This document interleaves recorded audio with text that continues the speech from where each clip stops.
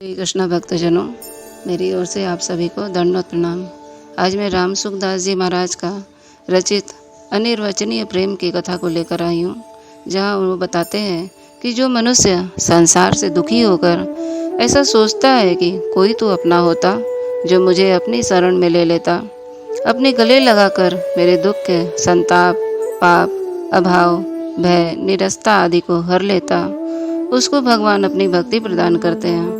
परंतु जो मनुष्य केवल संसार के दुखों से मुक्त होना चाहता है, पराधीनता से छूटकर स्वाधीनता होना चाहता है, उसको भगवान मुक्ति प्रदान करते हैं। मुक्त होने पर वह स्व में स्थित हो जाता है। सम दुख सुख स्वस्थ। स्व में स्थित होने पर स्व अपना अर्थात व्यक्तित्व का सूक्ष्म अहंकार रह जाता है, जिसके कारण उसको अखंड आनंद का अनुभव होता है। जीव परमात्मा का अंश है, अंशी का तरफ स्वतः आकर्षण होता है। अतः स्व में स्थित अर्थात मुक्त होने के बाद जब उसको मुक्ति में भी संतोष नहीं होता, तब स्व का स्वकीय परमात्मा की तरफ स्वतः आकर्षण होता है। कारण कि मुक्त होने पर जीव के दुखों का अंत और जिज्ञासा की पूर्ति तो हो जाती है, पर प्रेम पिपासा शांत नहीं होती। तात्पर्य यह है कि प्रेम की जागृति के बिना स्वयं की भूख का अत्यंत अभाव नहीं होता। स्वकीय की तरफ आकर्षण होने से अर्थात प्रेम जागृत होने से अखंड आनंद अनंत आनंद में बदल जाता है और व्यक्तित्व का सर्वथा नाश हो जाता है। मुक्त होने से पहले जीव भगवान में जो भेद होता है वह बंधन में डालने वाला होता है, पर मुक्त होने के बाद जीव प्रेमी और भगवान प्रेमास्पद में जो प्रेम के लिए स्वीकृत भेद होता है वह अनंत आनंद देने वाला होता है। द्वैतम मोहाय बोधात् प्राग जाते बोधे मनीषया भक्त्यर्थम कल्पितम द्वैतमद्वैतादपि सुंदरम। बोध से पहले द्वैत मोह में डाल सकता है, पर बोध हो जाने पर भक्ति के लिए कल्पित अर्थात स्वीकृत द्वैत अद्वैत से भी अधिक सुंदर होता है। कारण कि बोध से पहले का भेद अहम के कारण होता है और बोध के बाद का प्रेम की वृद्धि के लिए होने वाला है। भेद अहम का नाश होने पर होता है। जैसे संसार में किसी वस्तु का ज्ञान होने पर ज्ञान बढ़ता नहीं, प्रत्युत अज्ञान मिट जाता है, ऐसे ही ज्ञान मार्ग में स्वरूप का ज्ञान होने पर अज्ञान को मिटाकर ज्ञान खुद भी शांत हो जाता है और स्वस्वरूप स्वस्थ ज्यों का त्यों रह जाता है। इसलिए ज्ञान मार्ग में अखंड शांत एक रस आनंद मिलता है। परंतु जैसे संसार में किसी वस्तु में आसक्ति होने पर फिर आसक्ति बढ़ती ही रहती है, जिमी प्रति लाभे लोभ अधिकाई, ऐसे ही भक्ति मार्ग भगवान में प्रेम होने पर फिर वह और प्रेम बढ़ता ही रहता है। इसलिए भक्ति मार्ग में अनंत प्रतिक्षण वर्धमान आनंद मिलता है। तात्पर्य यह हुआ कि आकर्षण में जो आनंद है वह ज्ञान में नहीं है। सांसारिक वस्तुओं का ज्ञान तो बांधता है, पर स्वरूप का ज्ञान मुक्त करता है। इसी तरह सांसारिक वस्तु का आकर्षण तो अपार दुख देता है, पर भगवान का आकर्षण अनंत आनंद देता है। अंतरस को प्रवाहित करने वाले प्रेम रूपी नदी के दो तट हैं, नित्य मिलन और नित्य विरह। नित्य मिलन में प्रेम चेतना आती है, विशेष विलक्षणता आती है, प्रेम का उछाल आता है, और नित्य विरह से प्रेम प्रतिक्षण वर्धमान होता रहता है। अर्थात अपने में प्रेम की कमी मालूम देने पर प्रेम और बढ़े यह उत्कंठा होती है। अर बरात मिलबे को निस दिन, मिले रहत मनु कबहू मिले ना। जैसे धनी आदमी में तीन चीजें रहती हैं, धन का नाश अर्थात अभिमान और धन बढ़ने की इच्छा। ऐसे ही प्रेमी में भी तीन चीज रहती है, प्रेम की मादकता, मस्ती और प्रेम बढ़ने की इच्छा। धनी आदमी में जो धन होता है वह बढ़े और बढ़े यह इच्छा रहती है, और लोभ रूपी दोष के बढ़ने से होती है। परंतु प्रेमी में जो प्रेम बढ़े और बढ़े यह इच्छा रहती है, वह अहंता ममता रूपी दोषों के मिटने से होती है। अहमता ममता रूपी दोषों के मिटने के बाद जहाँ अहमता मैंपन आ जाता है वहाँ नित्य मिलन प्रकट हो जाता है, और जहाँ ममता मेरापन है वहाँ नित्य विरह प्रकट होता है। वास्तव में नित्य मिलन, नित्य योग और नित्य विरह दोनों जीव में सदा विद्यमान है। पर भगवान से विमुख होकर संसार के सम्मुख हो जाने से नित्य मिलन ने अहंता का रूप धारण कर लिया और नित्य विरह ने ममता का रूप धारण कर लिया। अहमता और ममता के पैदा होने से प्रेम दब गया और संसार की आसक्ति या मोह उत्पन्न हो गया। तात्पर्य यह हुआ कि दोषों के रहने से संसार की आसक्ति बढ़ती है और दोषों के मिटने से शांति मिलती है एवं शांति से संतोष करने से प्रेम बढ़ता है। संसार में प्रियता काम क्रोध आदि दोषों से होता है, पर भगवान में प्रियता निर्दोषता से होती है। जब तक अपने में थोड़ा सा भी संसार का आकर्षण है तब तक प्रेम प्राप्त नहीं हुआ है, क्योंकि प्रेम की जगह काम ने ले ली है। प्रेम प्राप्त होने पर संसार में किंचित मात्र भी आकर्षण नहीं रहता है। प्रेम प्रतिक्षण वर्तमान तभी होता है जब उसमें पहली अवस्था का क्षय और दूसरी अवस्था का उदय होता है। पहली अवस्था का त्याग नित्य विरह और दूसरी अवस्था की प्राप्ति नित्य मिलन है। वास्तव में देखा जाए तो प्रेम में क्षय तथा उदय त्याग या प्राप्ति है ही नहीं। प्रत्युत प्रेम के लिए निरंतर नित्य निरंतर ज्यों के त्यों रहते हुए ही प्रतिक्षण वर्तमान होने से उसमें क्षय या उदय की प्रतीति होती है। प्रेम में प्रेमी को अपने में एक कमी का भान होता है, जिससे उसमें प्रेम और बढ़े या लालसा भूख होती है। अगर सूक्ष्म दृष्टि से देखा जाए और बढ़े इस लालसा में प्रेम की प्राप्ति भी है और कमी भी है। कमी नहीं है फिर भी कमी दिखाई देती है, इसलिए प्रेम को अनिर्वचनीय कहा गया है। अनिर्वचनीयम प्रेम स्वरूपम मुखास्वादनवत।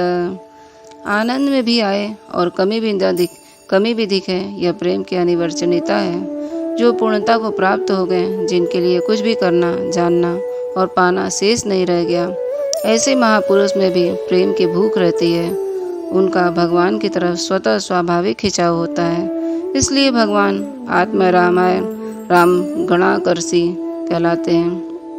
सनकादि मुनि ब्रह्मानंदम सदा प्रलयलीनना होते हुए भी भगवत लीला कथा सुनते रहते हैं। आशा बसन व्यसन तति नहीं रघुपति चरति होई तु सुनहि।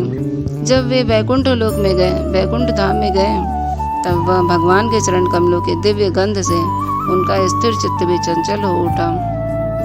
तस्यारविंद नयनस्य पदारविंद किंजल्कमिश्रुत तुलसी मकरंदवायु अंतर्गत स्वविवरेण चकार तोषं तेषां संक्षोभक्षरजुषामपि चित्तवत्तत्तो तन्वो। प्रणाम करने पर उन कमल नेत्र भगवान के चरण कमल के पराग से मिली हुई तुलसी मंजरी के वायु ने उनके नासिका छिद्रों में प्रवेश करके उन अक्षर परमात्मा में नित्य स्थित रहने वाले ज्ञानी महात्माओं को भी चित्त और शरीर को क्षुब्ध कर दिया। भगवान श्री राम को देखकर तत्वज्ञानी जनक भी कह उठे, सहस विराग रूप मनुमोरा थकित होत चिमि चंद चकोरा। इन्हीं बिलोकत अति अनुरागा परवश ब्रह्म सुखई मन त्यागा। सर्वथा पूर्ण होते हुए भी भगवान शंकर के मन में भगवत लीला सुनाने की लालसा होती है और जगत जननी पार्वती के मन में सुनने की लालसा होती है। भगवान शंकर कैलाश को छोड़कर यशोदा जी के पास आते हैं और प्रार्थना करते हैं कि मैया एक बार अपने लाला का मुख तो दिखा दे। जब वे सती जी के साथ कैलाश जा रहे थे तब भी मार्ग में भगवान श्री राम दर्शन करके उनकी विचित्र दशा हो गई। सती सो दशा शंभु कै देखी और उपजा संदेह विशेषी। शंकर जगत बंद जगदीशा सुनर मुनि सब नावत सीसा। तिनय नृप सुतहि कीन पर नामा कहीं सच्चिदानंद परधामा। भय मगन छविता सुबिलोकी अजहु प्रीति और रहित नरो की। इस प्रकार सनकादि जनक भगवान शंकर आदि सभी का स्वाभाविक ही भगवान की तरफ खिंचाव होता है। इस खिंचाव का नाम ही प्रेम है। श्रीमद् भागवत में भी आया है, आत्मा रामश्च मुनयो निर्गंता अप्युरुक्रमे कुर्वन्ते हेतु किं भक्तिं नित्यं भूतगणो हरि। ज्ञान के द्वारा जिनके चिंजट ग्रंथि कट गई है, ऐसे आत्मा नाम मुनिगण भी भगवान के निष्काम भक्ति किया करते हैं, क्योंकि भगवान के गुण से ही ऐसे ही हैं वे प्राणियों को अपनी ओर खींच लेते हैं।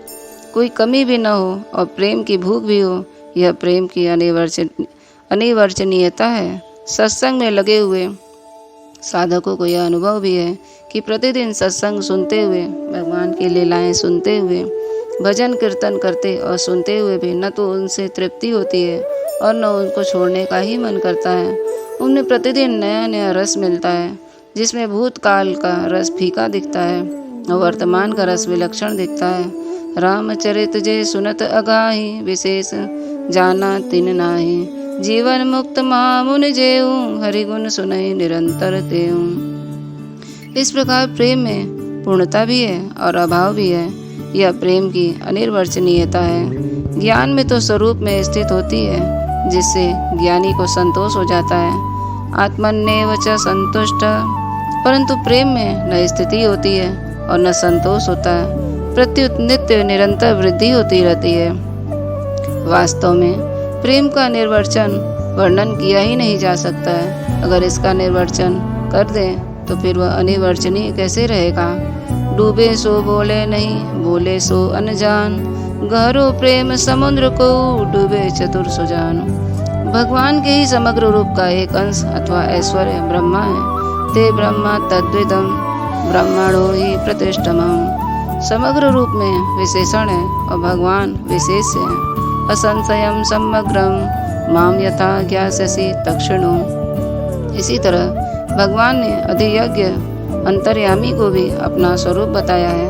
अधियज्ञो हमेवात्र देह। अतः ब्रह्मा विशेषण है और अंतर्यामी भगवान विशेष है। इसीलिए ज्ञानी का संबंध विशेषण के साथ होता है और भक्ति का संबंध विशेष के साथ हो जाता है। दूसरे शब्दों में ज्ञानी का संबंध ऐश्वर्य के साथ होता है और भक्त का संबंध ऐश्वर्यवान के साथ होता है।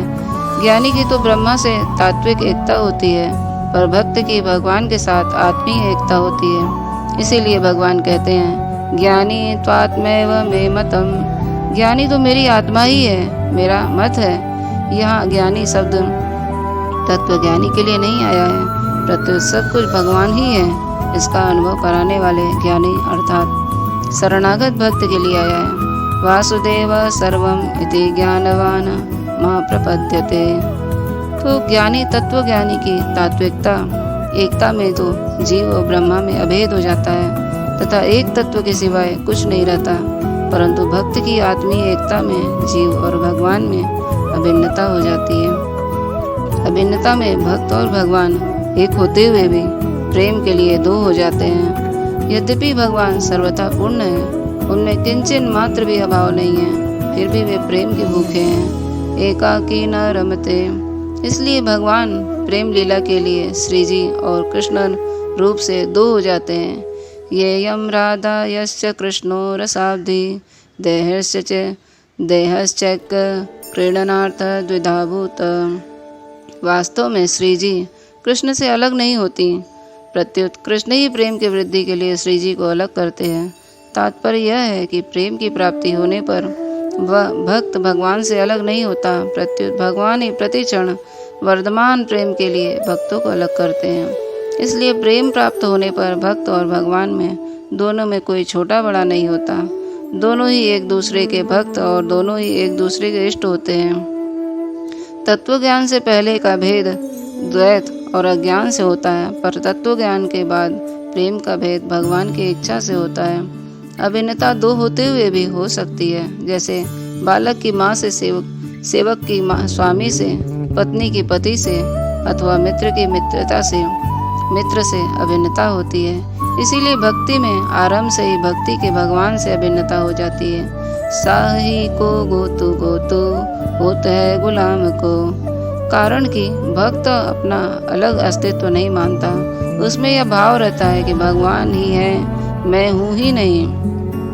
प्रेम में माधुर्य है, अतः प्रभु मेरे हैं, ऐसा अपनापन होने से भक्त भगवान का ऐश्वर्य प्रभाव भूल जाता है। जैसे महारानी का बालक उसको माँ मेरी है ऐसे ही मानता है, उसका प्रभाव भूल जाता है कि यह महारानी है। एक बाबा जी ने गोपियों से कहा कि कृष्ण बड़े ऐश्वर्यशाली हैं, उनके पास ऐश्वर्य का बड़ा खजाना है। तो गोपियाँ बोली कि महाराज, उस खजाने की चाबी तो हमारे पास है। कन्हैया के पास क्या है? उसके पास तो कुछ भी नहीं है। तात्पर्य यह है कि माधुर्य में ऐश्वर्य की विस्मृति हो जाती है। संसार में तो ऐश्वर्य का ही ज़्यादा आदर है, पर भगवान में माधुर्य का ज़्यादा आदर है। जिस समय भगवान ने माधुर्य शक्ति प्रकट रहती है, उस समय ऐश्वर्य शक्ति दूर भाग जाती है, पास में नहीं आती। वास्तव में भक्त भगवान के ऐश्वर्य को देखता ही नहीं, कारण कि भगवान को समझकर प्रेम करना भगवान के साथ प्रेम नहीं है, प्रत्युत भगवत्ता ऐश्वर्य के साथ प्रेम है। जैसे धन को देखकर धनवान के साथ स्नेह करना वास्तव में धनवत्ता के साथ स्नेह करना है। प्रेम की जागृति में भगवान की कृपा ही खास कारण है। प्रेम की वृद्धि के लिए विरह और मिलन भी भगवान की कृपा से ही प्राप्त होते हैं। आदर पूर्वक भगवत लीला का श्रवण, वर्णन, चिंतन तथा भगवान नाम का कीर्तन आदि साधनों के बल से प्रेम की प्राप्ति नहीं होती, प्रत्युत समय का सदुपयोग होता है, जिसको वैष्णवाचार्यों ने कालक्षेप कहा है। भगवान की कृपा प्राप्त होती है उनकी शरण होने पर। शरण होने से संसार के आश्रय का त्याग मुख्य है। संसार से अलग होने पर संसार का ज्ञान होता है और भगवान से अभिन्न होने पर भगवान का ज्ञान होता है। कारण कि जीव संसार से अलग है और भगवान से अभिन्न है, यह वास्तविक यथार्थ बात है। परंतु शरीर संसार से एकता मानने से संसार का ज्ञान नहीं होता और संसार का ज्ञान न होने से संसार की तरफ खिंचाव होता है। इसी तरह भगवान से भिन्नता मानने से भगवान का ज्ञान नहीं होता और भगवान का ज्ञान न होने से ही भगवान की तरफ खिंचाव नहीं होता।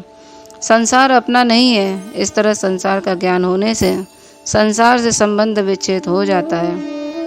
भगवान अपने हैं, इस तरह भगवान का ज्ञान होने से भगवान के साथ भिन्नता होकर प्रेम हो जाता है। हरे कृष्णा। तो इतना सुंदर हमें कथा राम सुखदास जी महाराज से श्रवण करने मिला। वो जो उनका जो अनुभव है, जो उन्होंने इतने महान व भक्त थे, भगवान कृष्ण के प्रेम रस में डूबे रहते थे और अपने अनुभवों को वो हमेशा लोगों तक पहुंचाते थे। तब तक सदा जपते रहिए हरे कृष्णा कृष्ण कृष्ण हरे हरे, हरे राम राम राम हरे हरे।